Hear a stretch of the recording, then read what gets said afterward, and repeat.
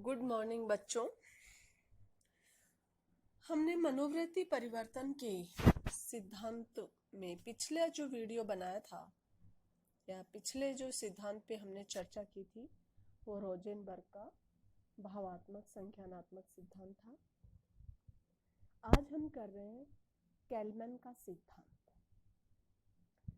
Kallmann ने 1961 में मनोवृत्ति संगठन एवं मनोवृत्ति परिवर्तन के लिए त्रिप्रक्रिया सिद्धांत, थ्री प्रोसेस थ्योरी या विश्लेषण के तीन तरीके, थ्री वेज ऑफ एनालिसिस सिद्धांत का प्रतिपादन किया। इस सिद्धांत के अनुसार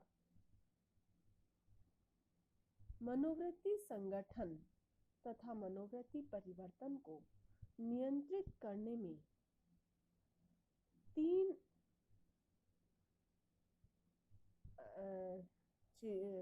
का हाथ है। नियंत्रित करने में शक्ति, आकर्षण तथा विश्वसनीयता का हाथ होता है। इन तीनों ही बिंदुओं का संबंध तीन मनोवैज्ञानिक प्रक्रियाओं से है, जिनको अनुवर्तन, आत्मीकरण तथा आंतरिकरण कहते हैं।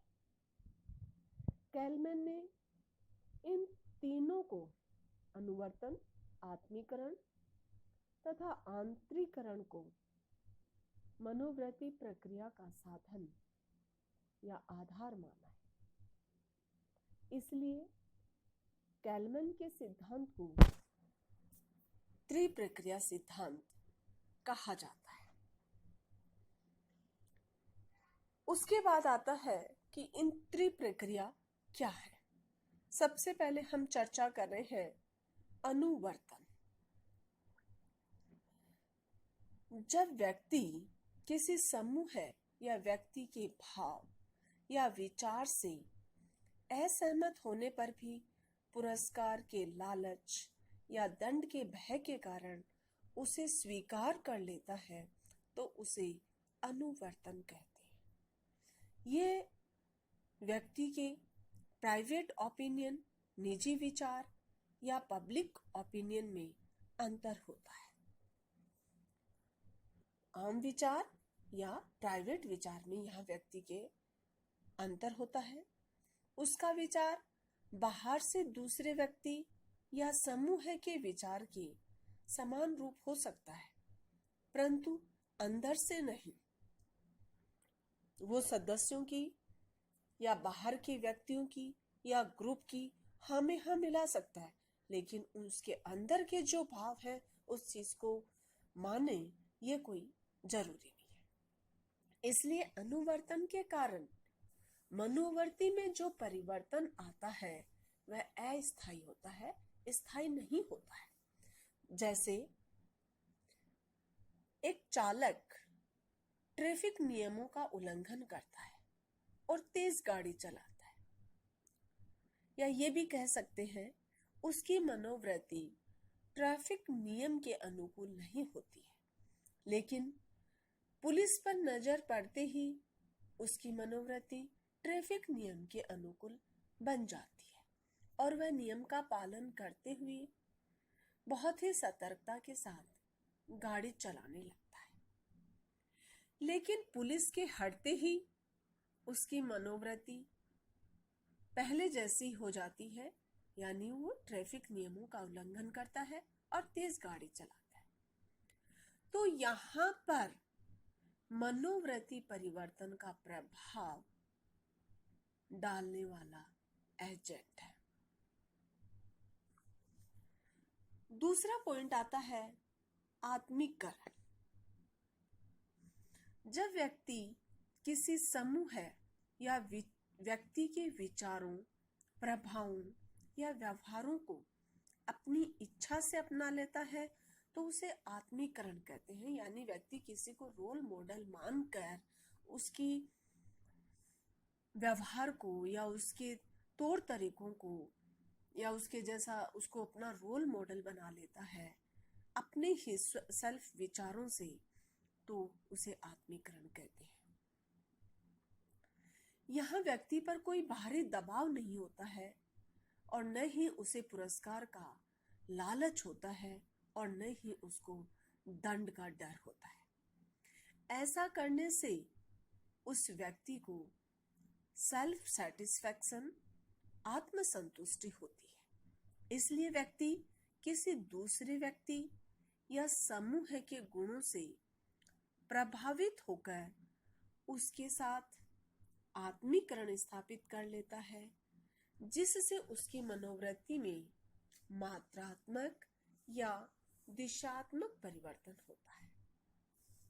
जैसे एक बेरोजगार युवक के प्रति परिवार के लोग नकारात्मक मनोवृत्ति रखते हैं और उसे अपना कहने में भी संकोच महसूस करते हैं।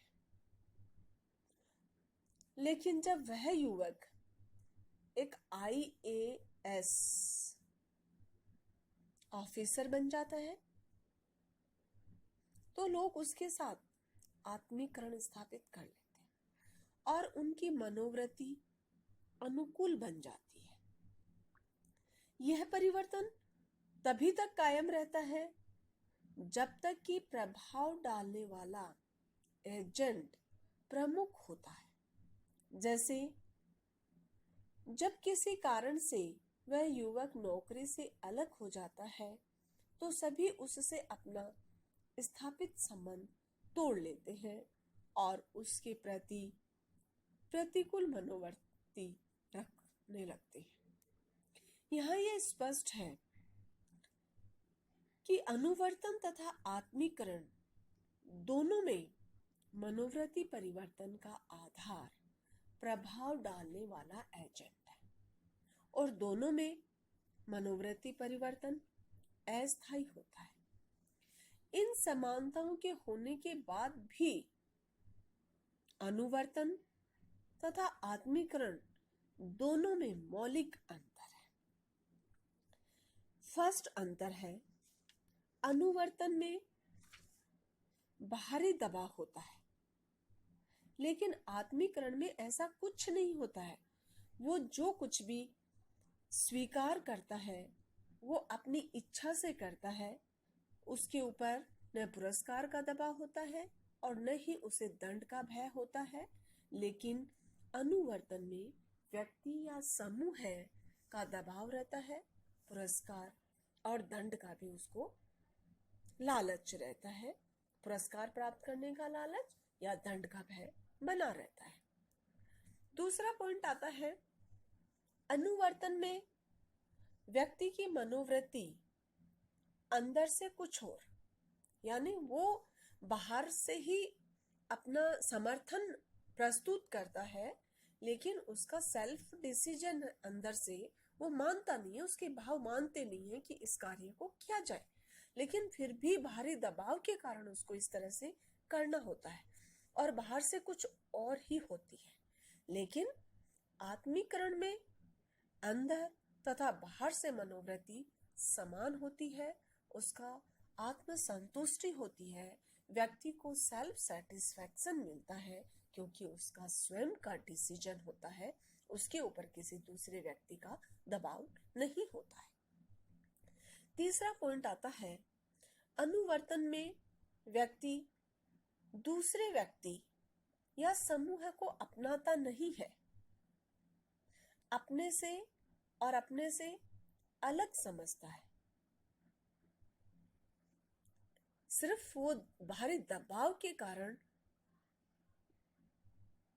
वो ग्रुप का या व्यक्ति का समर्थन देता है, लेकिन आत्मीकरण में एक व्यक्ति उसे अपना लेता है और अपने से अलग नहीं समझता है। तो इस तरह से अनुवर्तन और आत्मीकरण दोनों में समानता होने के बावजूद भी असमानता है। दोनों में समानता है कि दोनों की ही मनोवृत्ति परिवर्तन अस्थायी है, दोनों पे ही एजेंट का प्रभाव पड़ता है। मनोवृत्ति परिवर्तन के लिए एजेंट प्रमुख है। नेक्स्ट पॉइंट आता है हमारा आंतरिकरण। जब व्यक्ति अपने व्यक्तिगत मूल्यों के समान दूसरे व्यक्ति या समूह के विचारों, प्रभावों या व्यवहारों को स्वीकार कर लेता है तो इसे हम आंतरिकरण कहते हैं। ऐसे विचारों या व्यवहारों को व्यक्ति अंदर से पसंद करता है और ऐसा करने से उसे सामाजिक प्रतिष्ठा और लोगों की सराहना के रूप में पुरस्कार मिलता है। जैसे जो व्यक्ति समता, इक्वलिटी में विश्वास रखता है वह सरकार की ऐसी नीतियों को पसंद करेगा जो समानता से संबंध हो और इसी के अनुकूल उसकी मनोवृत्ति बदल जाएगी। अनुवर्तन तथा आत्मीकरण की अपेक्षा आंतरिकरण के कारण मनोवृत्ति में स्थायी परिवर्तन